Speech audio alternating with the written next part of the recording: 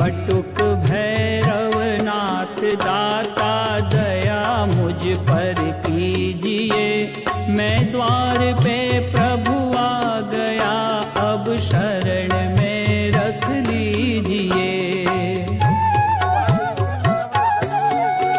मैं करूं पूजा आपकी चरणों में, नित उठ चित धरूं अज्ञान